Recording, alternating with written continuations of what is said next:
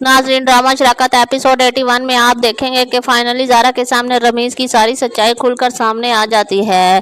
जब ज़ारा को सारी सच्चाई का पता चलता है तो वो बहुत ही ज़्यादा रोती है और अपने कमरे में चली जाती है। कमरे में जाकर बहुत ही ज़्यादा फूट फूट कर रोती है कि मैंने तो रमीज़ के ऊपर अंधा यकीन किया था। रमीज़ ने मेरे साथ क्या किया। मैं तो रमीज़ को बहुत ही ज़्यादा अच्छा समझती थी और मासूम समझती थी। इसमें उसे रमीज़ बनाने के लिए पीछे आ जाता और कहता है कि ज़ारा, तुम मुझे गलत समझ रही हो, मैं ऐसा नहीं हूँ, मैं अब सिर्फ तुमसे मोहब्बत करता हूँ। मैंने ऐसा कुछ भी काम नहीं किया, जो था पहले ही था, अब तो मैं बदल चुका हूँ।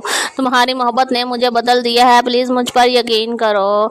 ऐसे में ज़ारा कहती है, रमीज़ प्लीज़ आप यहाँ से चले जाए, मैंने आप पर बहुत ज़्यादा यकीन किया था, मेरा वो यकीन टूट चुका है, प्लीज़ अभी आप कमरे से चले जाएं, मुझे अकेला छोड़ दें।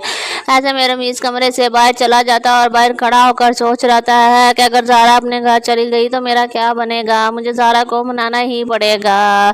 मैं ज़ारा को कैसे मनाऊँ, तो मेरी किसी बात का यकीन ही नहीं कर रही। जब रमीज़ नीचे जाता है तो आगे से मासूमा खड़ी होती है और कहते हैं, अम्मी आप तो मेरी बात का यकीन करें, आप तो मुझे बचपन से जानती है, मैं ऐसा नहीं कर सकता। इस पे मासूमा उसे कहती है, बस कर दो रमीज़, और कितने झूठ बोलोगे, जो होना था वो हो गया।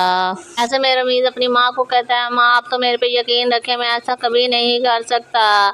ऐसे में उसकी माँ चुप हो जाती है और कहती है, बेटा जाकर तुम ज़ारा को मनाओ। फिर रमीज़ जाता है, जाकर ज़ारा से माफ़ी मांगता है और कहता है कि जो था मेरा पास था, लेकिन अब फ्यूचर में सिर्फ तुम ही हो। मैं तुम्हारे साथ ही ज़िंदगी गुजारना चाहता हूँ। जब से तुमसे मोहब्बत हुई है मैंने पीछे मुड़कर किसी की तरफ भी नहीं देखा।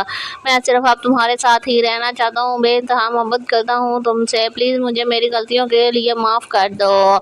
ऐसे में ज़ारा भी रमीज़ से बहुत ज़्यादा मोहब्बत करती है, वो भी उसे माफ़ कर देती है और कहती है, मैं भी तुमसे बहुत मोहब्बत करती हूँ, मैं भी तुम्हारे बगैर नहीं रहना चाहती, और वो रमीज़ को माफ़ कर देती है।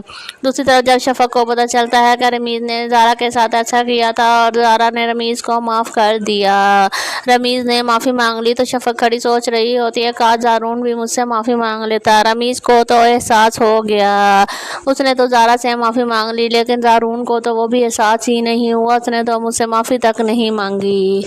शफ़क़ सोचती है, मैं भी तो ज़ारून से कितनी मोहब्बत करती हूँ, काश ज़ारून भी माफ़ी मांग लेता और आज हम और बच्चे साथ एक साथ खुश होते।